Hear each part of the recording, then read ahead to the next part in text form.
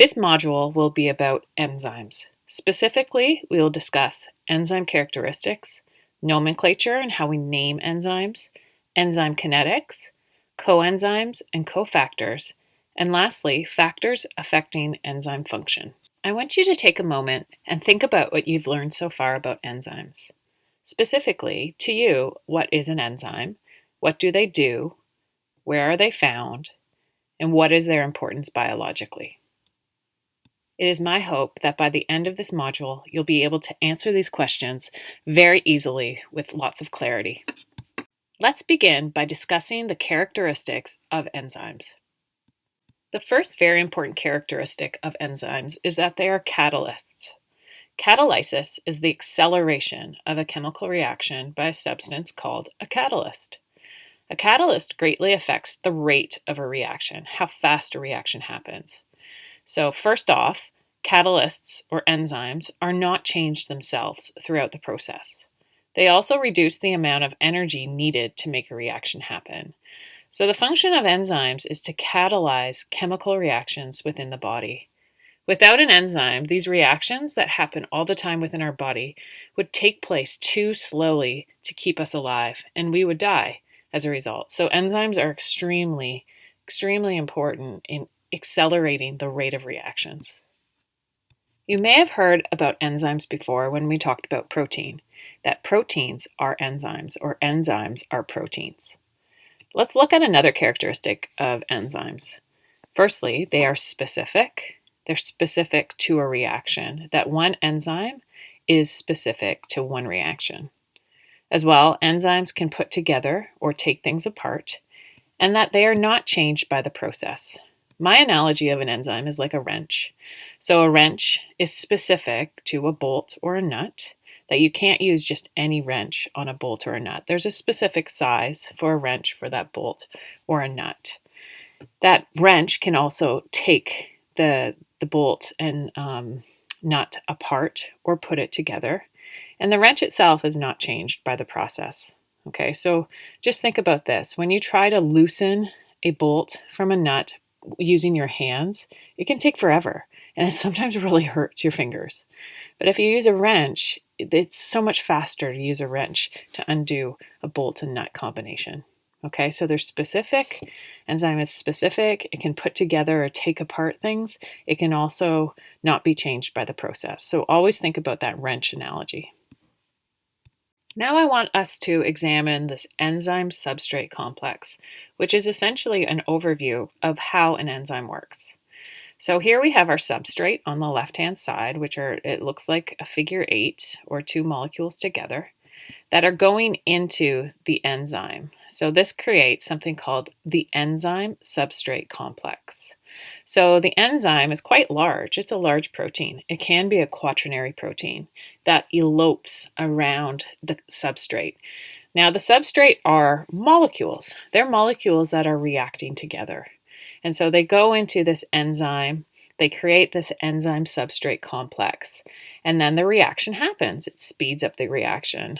And then at the end, once the reaction happens, the enzyme releases the products, which in this case, we have two products. So the substrate in this example is one molecule coming into the enzyme, going through a reaction, and then splitting apart into two products.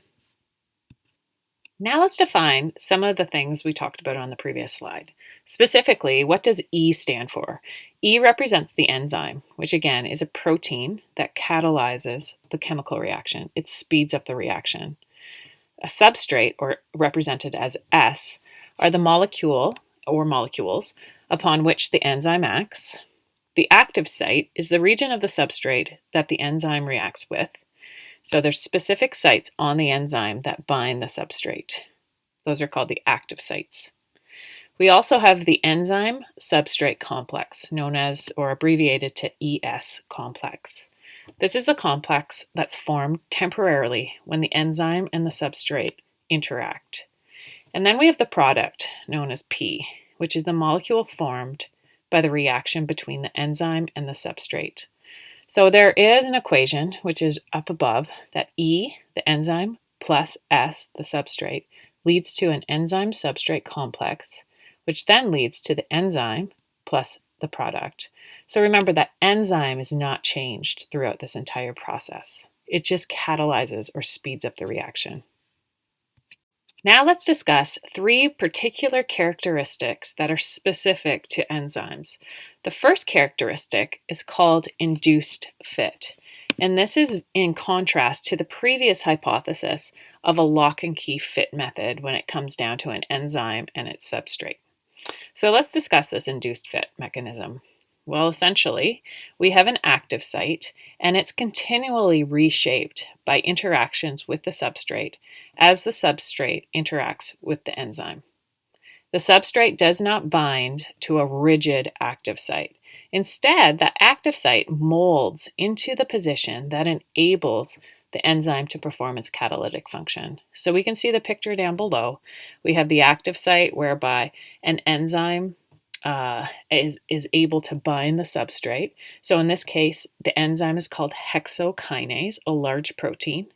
We have glucose coming into that active site, and then it molds around the molecule to create that catalytic state for which the reaction can happen. This is called the induced fit mechanism. So because of the induced fit mechanism and that active sites are specific to an enzyme for a substrate, there is only one enzyme for one reaction, that other enzymes cannot do the same thing. And this is called enzyme specificity. So let's look at these 2 examples. We have alpha D glucose reacting with its enzyme glucokinase to form alpha D glucose 6-phosphate. So we see here that it's a phosphorylation reaction, that alpha D glucose is receiving a phosphate from ATP to form alpha D glucose 6-phosphate with the enzyme glucokinase. Now look at the reaction below. We have beta D glucose. So it's just a different form of glucose. It's in a beta form. When the enzyme glucokinase tries to do this phosphorylation reaction, it cannot. And this just shows that if the form of glucose changes, it requires a different enzyme.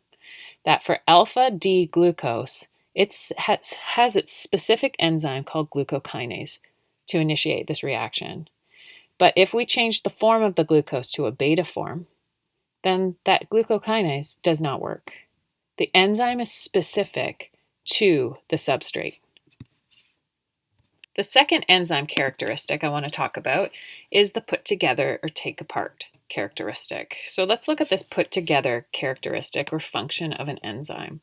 So we have a reaction here where E represents the enzyme, S represents a substrate. So here we have an enzyme E plus a substrate 1, so a molecule 1, plus a second substrate, so substrate 2, which is another molecule. So we have 2 molecules reacting together with an enzyme to form an enzyme substrate complex. And then the product is only one. There's only one product. We have the enzyme being released, and we have one product. So we go from 2 substrates to 1 product. Okay, so the product here has both substrates combined. So this would be an example of a condensation reaction that you've seen over the past few modules, where we have a formation of a mono ditriglyceride or a mono ditrisaccharide.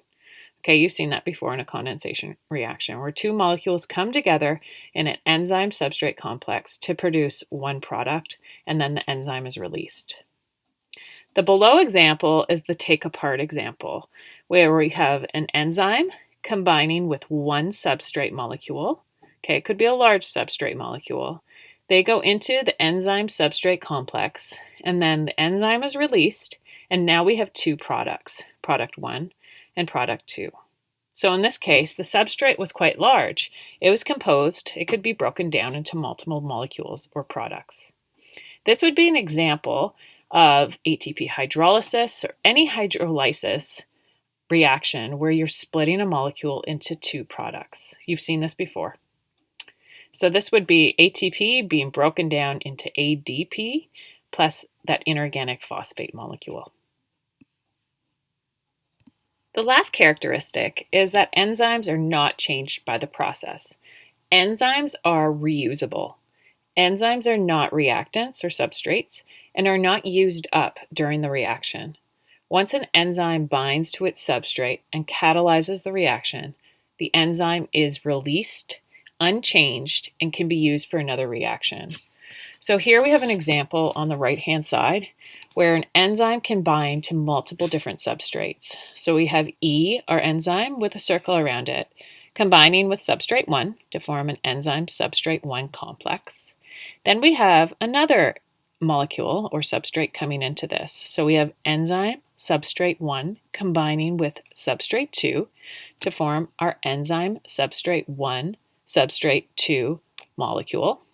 Then we have our product form, our EP, enzyme product. That enzyme product then is released. So the product is released, and now we have the same E, the same enzyme that was at the beginning of the reaction. So the enzyme is not changed by the process. The outcome is we have a new product and we consume two different substrates, but the enzyme itself is not changed. It's renewed and reused. Now let's return to our visual picture of what's happening. Here we have, first of all, our substrate and our enzyme, E plus S. So it's the binding of the substrate to the active site of the enzyme. The enzyme then molds around the substrates when in the active site of the enzyme. Then there's a formation of the enzyme substrate complex. The reaction is occurring. The enzyme increases the rate of that reaction. And then there's the breaking apart of the substrates into two products in this example. And lastly, we have the regeneration of the enzyme following the formation of the product. So those are the steps that you need to know. The binding of the substrate to the active sites of the enzyme. The enzyme molds around the substrates when in the active site of the enzyme. Then they form this enzyme substrate complex. The reaction occurs. The enzyme increases that rate of the reaction. We see the breaking apart of the substrates to two products in this example. And then lastly is the regeneration of the enzyme following the formation of the product or products. So now let's do a learning check. I want you to pause the recording right now and try this example on your own using the example we just did on the previous slide. So lactase is an enzyme that catalyzes the breakdown of lactose into glucose and galactose.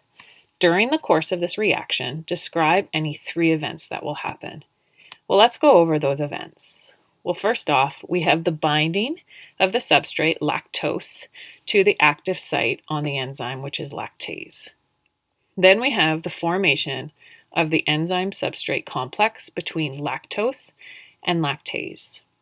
We then have the molding of the active site on lactase to fit lactose molecule. We then have the breaking apart of lactose into glucose and galactose, the two products. Then we have the regeneration of lactase, the enzyme, following the formation of the products. That would be the correct answer.